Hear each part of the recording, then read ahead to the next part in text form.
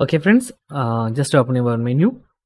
Okay, for application launcher, then go to settings, then select network and internet, then select data saver.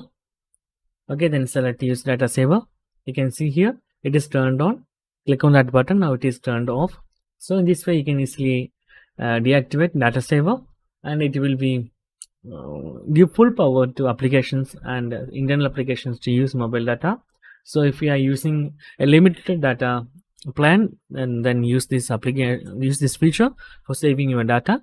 And also there is, you can see an option, it is called unrestricted mobile data usage.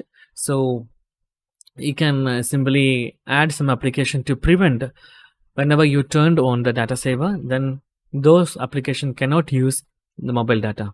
So in this way you can easily control which application is use mobile data whenever you turned on data saver.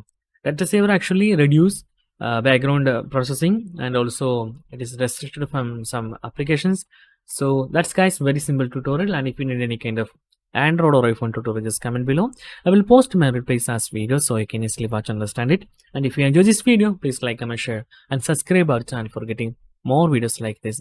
Thank you so much for watching. Have a nice day. Bye bye.